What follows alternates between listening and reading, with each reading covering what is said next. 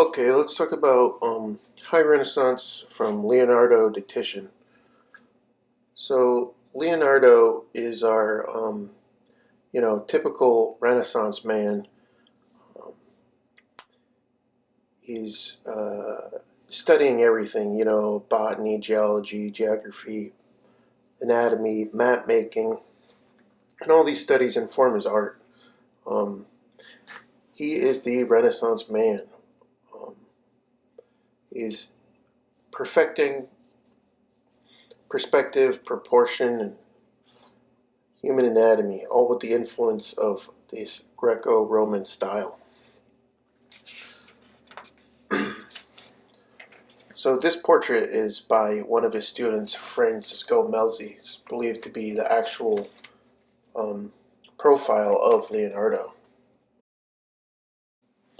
Okay, here's Leonardo's Madonna of the Rocks, one of his masterpieces.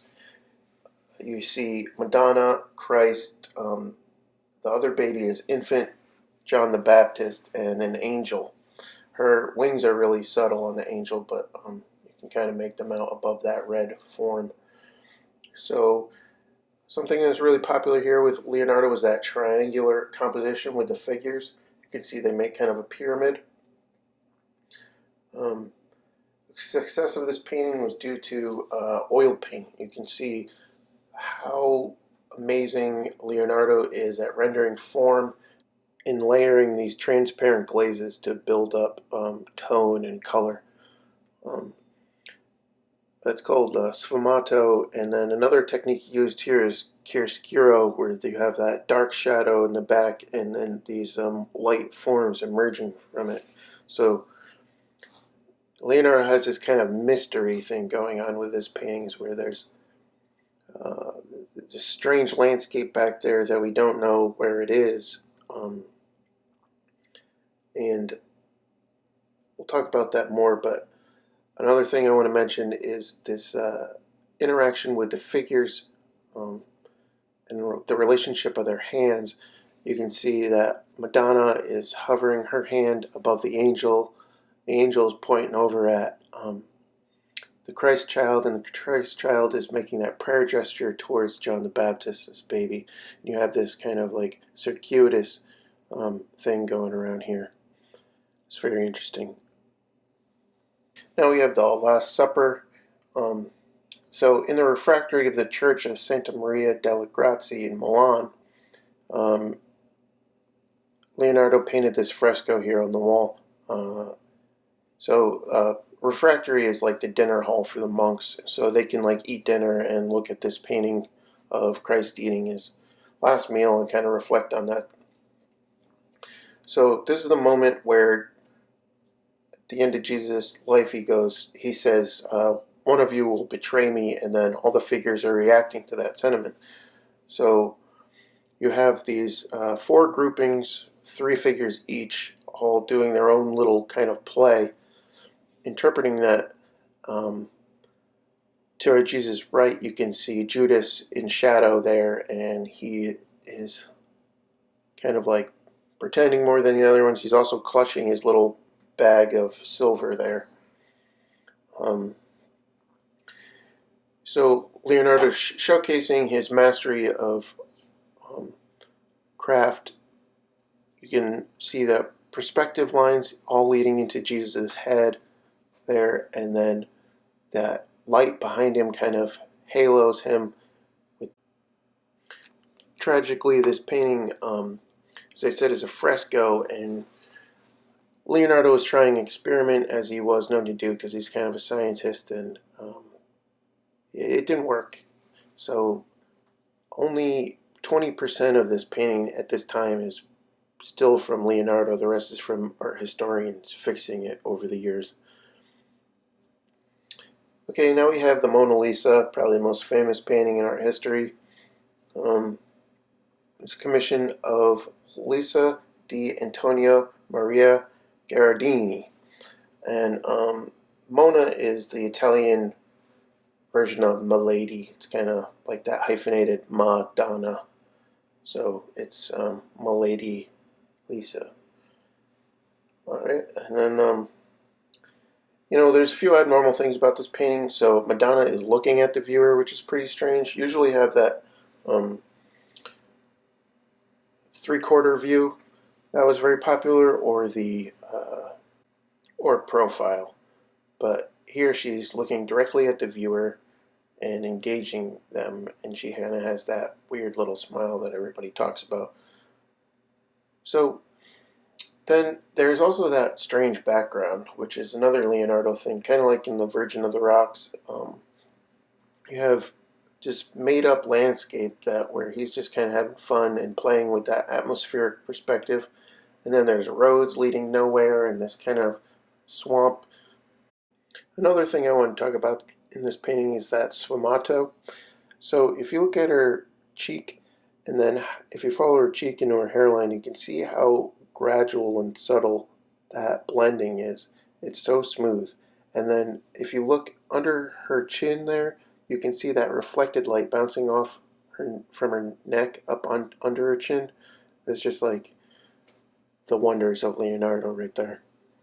And Leonardo loved this painting too. This was commissioned and he never gave it away. He kept it till he died.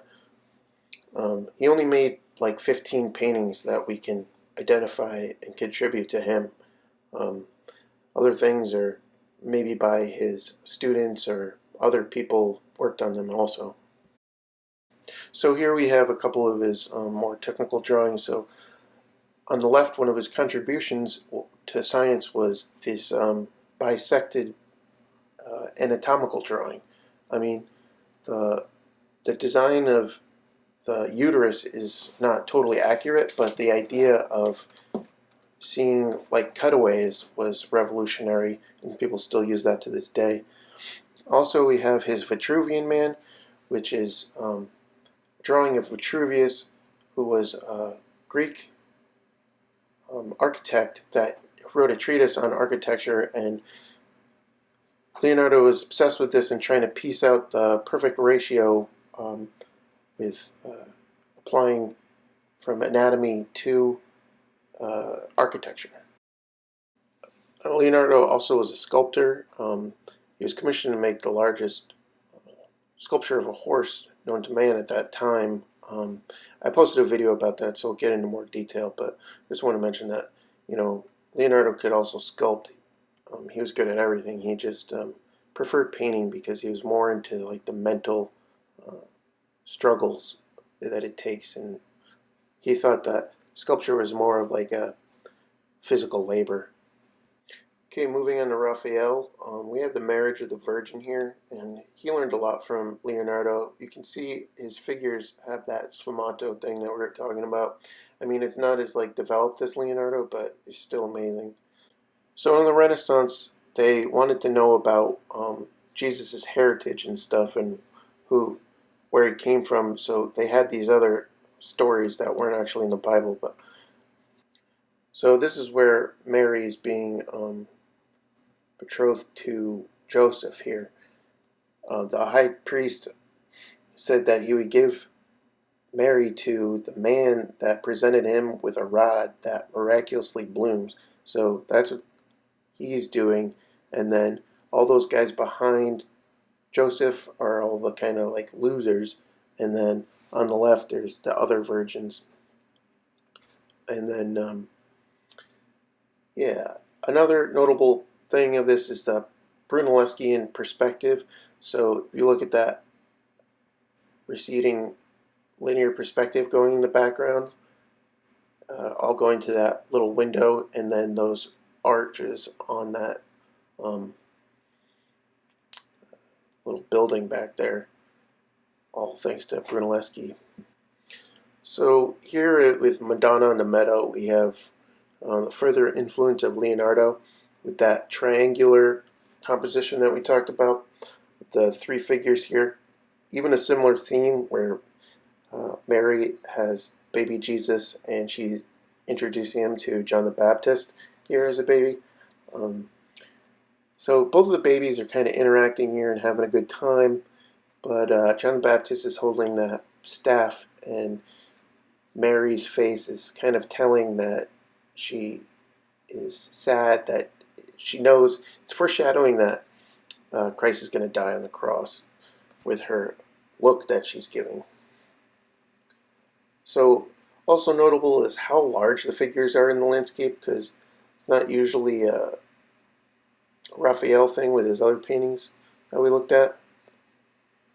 So he prefers clarity over mystery, and he wants to like render every tiny little detail, just like here in Raphael's School of Athens. So there was 4 paintings that Raphael was commissioned to paint here in the papal apartments by Pope Julius II. So he was supposed to paint theology, law, poetry, and here we have philosophy. They're all in there, but this is like the most famous one, and that's the one we're going to talk about. So philosophy is the school of Athens, is what he painted. So you have Plato and Aristotle in the center of the painting here. Plato, the guy, bald guy with red, and Aristotle blue. Plato and Aristotle are both holding the books that they read, and Plato's pointing up to heaven, the source of his philosophical inspiration. So Aristotle's gesturing towards the earth with his hand open, and that's kind of like what Raphael is saying is Aristotle's ideas and philosophy was more grounded. So he's talking more about math and things like that. And you can see that in the statues back there. So the one on the left is Apollo, and he's like the god of art, and the one on the right is Athena, and she's like the goddess of wisdom. So Raphael has categorized all these figures. The ones on the left are all kind of under Plato, and the ones on the right are all under Aristotle's tutelage. And then, interestingly, Raphael has painted himself on the right in that black hat there. Okay, moving on to Michelangelo. He was a painter, sculptor, engineer, poet, architect, but most importantly, he was a sculptor. And he thought that sculpture was better than painting. In sculpture, you could make a person, you know. He believed that the sculpture was already in the block of marble, and he was just revealing it. And also, interestingly, he didn't subscribe to mathematically derived proportions, unlike everyone else. He believed that you should measure with your eye, not your hand. So, we'll see some of its distortions coming up. And here is his pietà, that means pity in Italian. You have the scene where Jesus has just come off the cross and he's dead, and Mary's holding him. She's very sad, obviously. This piece is like one solid piece of marble that he's found these figures in, and the suppleness of the flesh and the smoothness of the cloth and the luminosity of the marble is like one of the most amazing things. Also, he has taken some of the themes and put his own spin on them. So Jesus is a little smaller than Mary, if you notice. She's kind of like bigger than him, and he seems small in her arms. That's kind of like alluding to that Christ child, like Madonna holding the baby Christ that we've seen a few times. Also, it's hard to tell that he's actually dead. Like maybe he's just sleeping. He's rendered the stigmata so subtly you can't see it, in the wound on his rib cage. Also, Mary's quite young, and he's kind of has that idea that she's representing this ageless beauty, and it's part of her purity and virginity. Here is Michelangelo's David. We don't know this one, I think. Interesting thing about this is it's before he's killed the beast. All the other ones, he's standing on the head of the giant. But Michelangelo believed that the artist should put their own spin on things, basically. So he's built in a certain amount of energy and potential into this piece because you can see that David's thinking, and he knows like the weight of the task at hand and what he's going to have to do.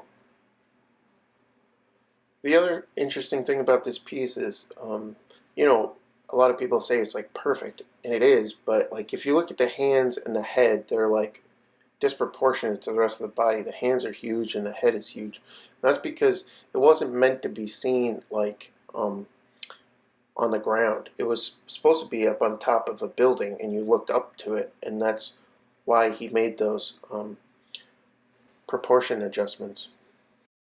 Okay, moving forward to the Sistine Chapel. Pope Julius II offered Michelangelo his job in 1508 for the private chapel of the Pope, where cardinals pick a new pope and where popes talk to the cardinals and stuff and give their sermons, and this kind of like private, special place in Vatican City. This project was crazy, huge, and super difficult. You can see measurements there. It's 128 feet by 45 feet, 70 feet off the ground.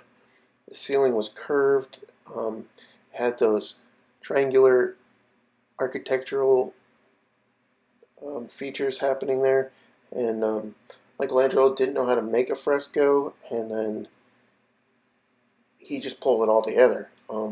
Took him 4 years, and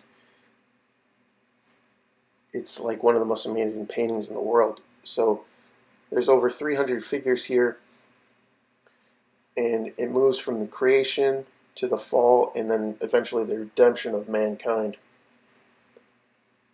Just a little detail here. This is one of the Sibyls holding up a book. The Sibyls were kind of like soothsayers that foretold the coming of Jesus in the Old Testament. And notably, when they cleaned the ceiling of the Sistine Chapel in the 80s, they discovered that he was an amazing colorist. Michelangelo's color was so luminescent and vibrant, and nobody had any idea until they scrubbed all the dirt and smoke and stuff off. So also in this space we have the Last Judgment. Michelangelo came back 20 years later to paint this. It's the altar wall, so this is like behind where the Pope is standing, where he's talking and stuff. So this painting is where Jesus is doing the Last Judgment, and everybody on the left is being saved and rising up to heaven by the help of angels and being trumpeted to awake from the dead. And on the right, it's everybody being thrown out of heaven or damned to hell or being taken over to hell. So it's a very dynamic, scary, giant painting too. And here we have Jesus, and here's that disproportionate anatomy I was talking about. You see his torso is just huge compared to his head. And Mary is on our left, turned away from Jesus and looking at the saved people. And then on the right, there's just all these people waiting to be judged and looking up at him. So if you look at the forms of the anatomy, they're very exaggerated. They're like these huge, hulking, physical specimens. Everybody's got abs and pecs and stuff. And then it's kind of like they're all tortured, and kind of like how Michelangelo felt at this time, in comparison to how optimistic and beautiful he rendered everybody in the Sistine Chapel. This is a little more indicative of what he was going on in his personal life. So he also painted himself here in that skinned figure hanging down there. That's Saint Bartholomew. When he was martyred, he was skinned alive. You can see he has that knife in his hand. So Michelangelo oddly painted his portrait on that skin that's hanging down, and like I said, that's on the right. So he's more closer to the doomed side than the blessed side. And on the doomed side, here's a close-up, the bottom right. We have the fires of hell and the damned being delivered there. And they're being delivered in this boat. You can see these demons helping and harvesting souls, and the sky's being torn back, and you can see all that fire back there. Okay, now we have Titian and his Pastoral Symphony, something a little more lighthearted. Um, Pastoral is the idealized version of country life. So you can see there's this um, amazing country landscape, and then you have these two fellows in the middle. The guy on the left has the city garb on, and the one on the our right has the wardrobe of a shepherd. But then there's these two naked women here, and it's like, why are they there? So it's thought that this painting is kind of like a fantasy. It's not to be taken literally.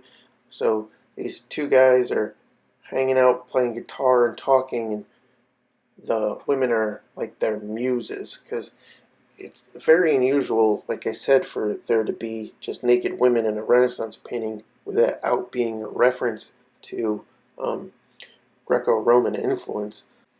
So yeah, this painting has a little bit of a otherworldly quality to it. It's clearly sunny out, but those guys in the middle are in shadow. So yeah, this painting is showcasing that sfumato and chiaroscuro ideas with those mysterious forms coming from the shadow and the smooth transitions made on the flesh using sfumato. So here we have Titian's Venus of Urbino, commissioned by Guidobaldo II, who became the Duke of Urbino, so that's where you get the name. This is an Italian woman in her bedroom. Um, this is like a scandalous topic to paint about, but um, she's Venus, the goddess of fertility and desire. Um, Even though she has handmaidens back there getting her clothes ready and stuff, it's kind of an interesting way to get around painting a naked lady in the Renaissance time. So this painting kind of became the standard of the reclining female nude after this. And we'll see a lot of references to this through the rest of art history. A couple other details. You have that dog down there, and he's like, update on the Cupid.